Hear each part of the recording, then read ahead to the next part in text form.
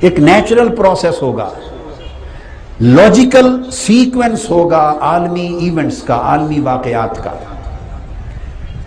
یہ نہیں ہے کہ سیدنا امام مہدی علیہ السلام مکہ معظمہ میں حرم کعبہ میں اعلان کر دیں اور 2-3 سال کے بعد پوری دنیا کو تاخت و تاراج کر کے تو بیت المقدس کیپٹل بنا کے عالمی حکومت قائم ہو جائے۔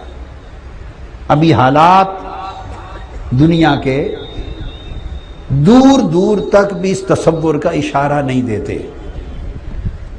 اور کیا مسلمان امت آج 1700 جنگی بیڑے ایک بیت المقدس فتح کرنے کے لیے جمع کرنے کی پوزیشن میں قریب آ گئی ہے؟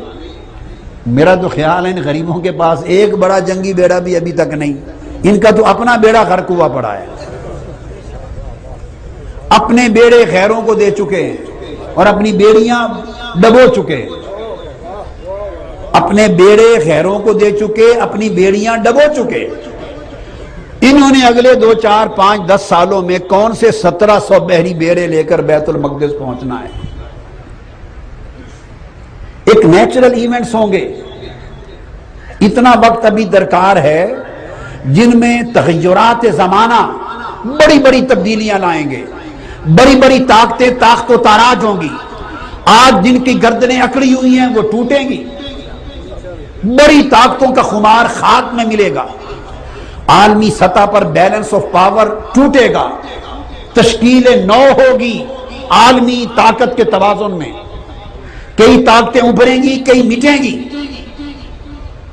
اور اس وقت جو دنیا کی سب سے بڑی طاقت ہے، میں نے کوشش کی ہے حتی الوسع جتنا ذخیرہ حدیث ملے اس کا مطالعہ کر سکوں، اس میں سے گزر جاؤں، راتیں لگائی ہیں۔ اس وقت جو دنیا کی سب سے بڑی طاقت ہے، سیدنا امام مہدی علیہ السلام کی آمد اور اس وقت کے واقعات میں اس طاقت کا کہیں ذکر نہیں ملا، اس طاقت کا کہیں ذکر نہیں ملا۔ اس سے میں یہ اخذ کرتا ہوں، میرے اخذ کرنے میں بھائی غلطی ہو سکتی ہے، میں زندگی میں کبھی دعوے دار نہیں رہا، کبھی کسی معاملے کا دعویٰ کرنے والا آدمی نہیں، میں تو عاجز، ناقص اور سب سے کم تر اور کہتر ہوں۔ توفیق الہی اور فیض مصطفیٰ صلی اللہ علیہ وآلہ وسلم کی خیرات سے جو توفیق ہوتی ہے اخذ کرتا ہوں، استنباط کرتا ہوں، سمجھنے کی کوشش کرتا ہوں، جتنا فہم اللہ عطا کرتا ہے اور اللہ کا رسول جتنی خیرات کرتا ہے۔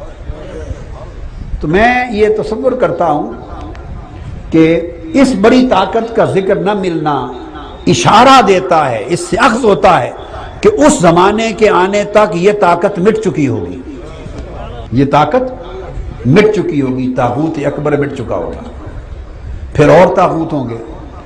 اور مغربی دنیا میں کرسچن اینڈ جوئش ورلڈ کا جوائنٹ جو ہوگا، مغربی دنیا میں احادیث کا مطالعہ یہ بتاتا ہے کہ پوری دنیا کا مغربی سمت طاقت کا توازن یورپ کے ہاتھ میں ہوگا، اور یورپ میں پوری طاقت کا کیپٹل، یہ میں اندازہ لگا رہا ہوں احادیث کے مطالعے سے، سینکڑوں احادیث کے مطالعے سے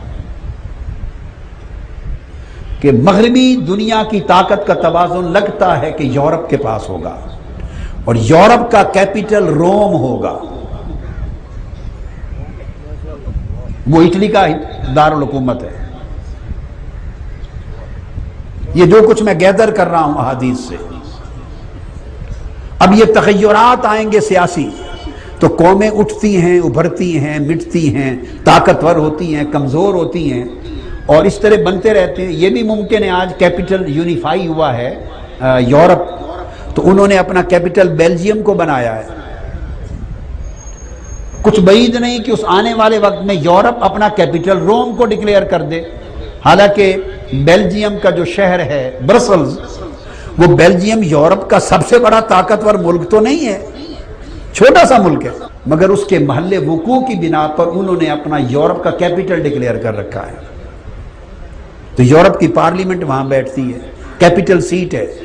اس سے ذہن کو یہ لائن ملتی ہے کہ شاید اس زمانے میں یورپ کا کیپٹل روم ہوگا جو اٹلی کا دارالحکومت ہے، اور اس سے مختلف تعبیر بھی ہو سکتی ہے، میں تو جو کچھ میری سمجھ میں آیا وہی عرض کر رہا ہوں۔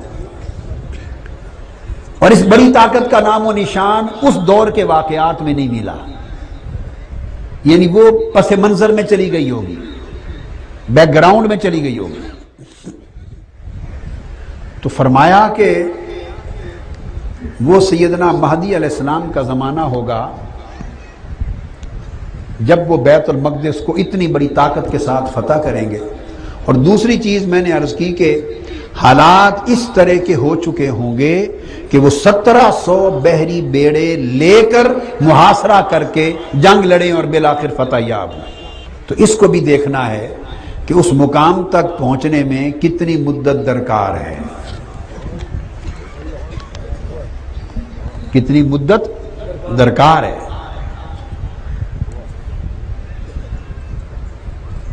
میں نے یہ عرض کر دیا تھا، آپ کے ذاتی خصائص اور علامات کو میں نے بیان کر دیا تھا۔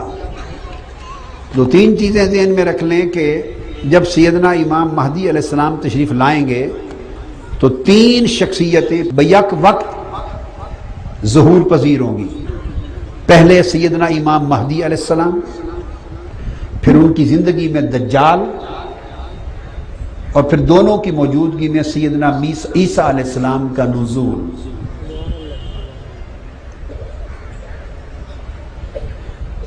سیدنا امام محمد مہدی علیہ السلام کی پیدائش مدینہ طیبہ میں ہوگی۔ ایک قصبہ اس وقت مدینہ طیبہ کے گرد و نواح میں ہوگا، اس کا نام ہے کرعا، اس میں پیدا ہوں گے۔ یہ میں نے بتایا کتب اہل سنت اور روایات اہل سنت کے مطابق۔ اور پچھلی بار عرض کر دیا تھا، میں چونکہ پوری امت کے ہر مکتب فکر کی بات سمجھا دیتا ہوں، اہل تشیع اور فقہ جعفریہ کا نقطہ نظر یہ ہے کہ وہ پیدا ہو چکے، اب دوبارہ پیدائش نہیں ہوگی بلکہ ان کا ظہور ہوگا۔ ہر کسی کو اپنے اپنے نقطہ نظر پہ رہنے کا حق ہے۔ تو احادیث و روایات جو کتب اہل سنت میں ہیں اس کے مطابق ولادت مدینہ طیبہ کے کرعا قریہ میں ہوگی، اور آپ 30 سے 40 سال کی عمر تک کا عرصہ وہیں مدینہ پاک میں گزاریں گے۔ اس کے بعد آپ کی بیعت مکہ معظمہ میں ہوگی، ایک حج کے موقع پر حجر اسود اور مقام ابراہیم کے درمیان آپ کے دست اقدس پر انیشلی 313 اکابر امت بیعت کریں گے، اور 7 اکابر 7 مشائخ و علماء امت وہ بھی پہلے بیعت کریں گے۔ بعد ازاں اپنے وقت پر جب بیت المقدس فتح ہوگا تو آپ ہجرت فرما کر القدس تشریف لے جائیں گے، اور آپ کا کیپٹل القدس ہو جائے گا۔ دوسرا شخص دجال ظاہر ہوگا۔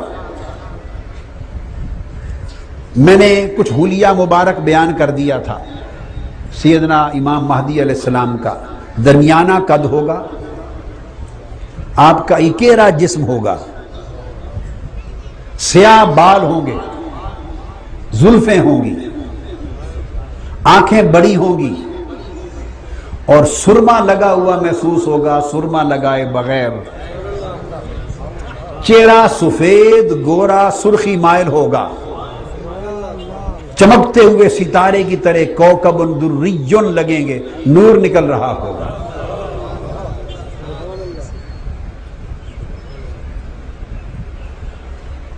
اور آپ کا جو حسن ہے، شخصیت، وہ عربی ہوگی اور جسامت عجمی لگے گی۔